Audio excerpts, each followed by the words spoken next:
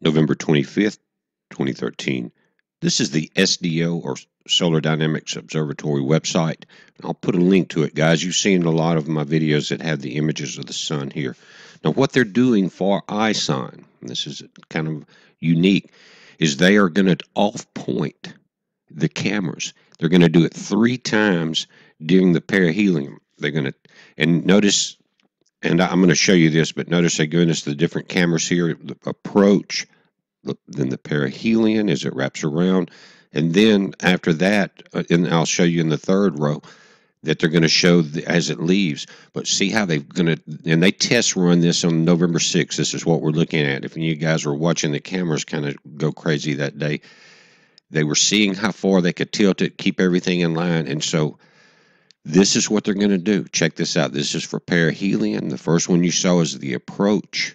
And this is going to be, I mean, you're going to need your popcorn for this and maybe a hard hat. We'll see.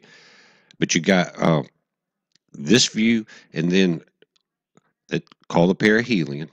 That's going to be so neat because, guys, now when we watch the sun, we only have a limited view either way, left or right. Sometimes you don't even see the complete CME. You know how the image is cut off because of the width of the sun. And here, this is when it's leaving. This is when it's going to be coming over Earth. This is the camera view. Now, I'm not sure how long they're going to leave them there and come off the sun, but this is going to be amazing, guys. I'm talking about the whole world will be able to see this. Now, this is the latest images today of the sun, and just checking it out. Not much has changed. You've got the small flares. We're still getting, and you notice those river of fires in the top right. Looks just like yesterday's, and I double-checked to make sure it wasn't. But it has turned further around. We had those going on yesterday. Same things are happening on the sun. You notice the glow's a little brighter on the right side. That's where our comets are. Just building that energy up. We saw yesterday that Ison was gaining strength. And I'm going to show you some images that are amazing, guys.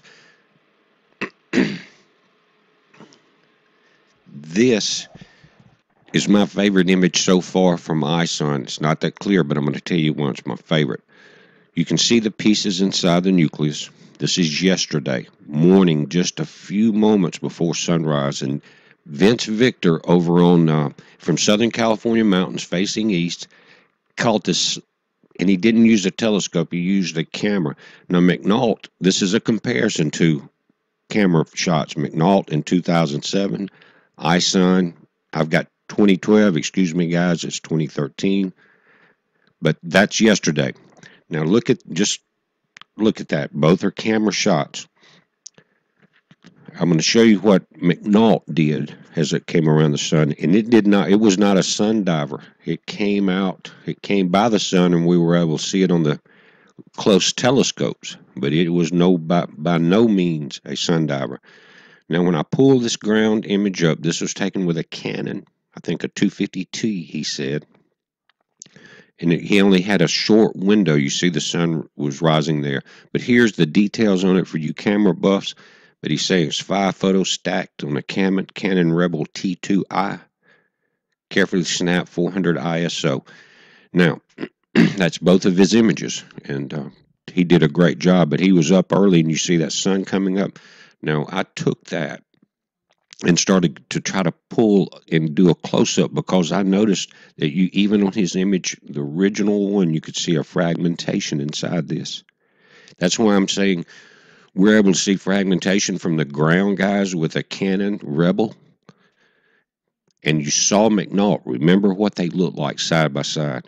Now I want to go back and give you a comparison of a few of the comets that we dealt with on these cameras. Now, this is the Christmas comet from 2 years ago, Lovejoy. We're going to have one this year, too, as it comes over the Earth. Now, they're saying this comet, remember our sizes, 1/2 kilometer.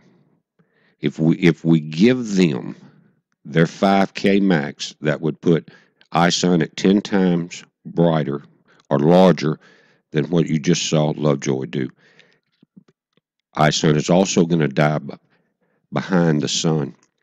Again, SDO is going to tilt their cameras. This is not. This is LASCO. Now, this is a comet that's similar in size to Lovejoy.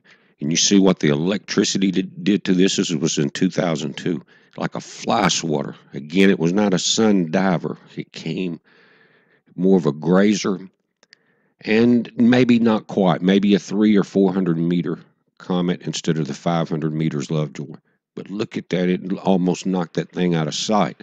Now here's two diving in that were smaller than Lovejoy. These may have been 100 meters, 200 meters twins. And the reason I'm showing you this, you see the electrical shock wave, bam, there. Not only that, I think Ison may be in multiple pieces with different days of perihelion since the 19th. Now this is C3, this one probably about the size of Ison. What you'll find out if you go and start checking all these comets and find the size of a nucleus, guys, you're not going to find it. They don't have an exact formula for figuring it. They give you estimates. Here's Bradfield, that's about like Lovejoy. Again, not a sun diver, grazer. You can see the pulse there. Here's the scary one. This is a monster, guys, McNaught, 2007. It said that it's a solar body was situated 135 to 150 million kilometers from Earth at its closest approach. Ison will be 40 million, okay? They estimated the head is about 10 to 20 kilometers. And in my last video on a guesstimate of a size, I said 20K, and they're saying that's bigger than Everest. The inner comma surrounding the head was 4 times larger than Earth. This is McNaught.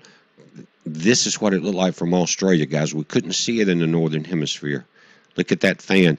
And they said the space probes that go through the comet tail, some of them, it'll take some 30 minutes. The largest one before this, it took 2.5 days for the instrument to pass through the tail and send back readings. McNaught, it took 18 days. But guys, it's a heads up. We're going to do the updates on it. I'm going to put a link to the SDO website, and that's going to be live, almost live coverage of the perihelion. Be safe.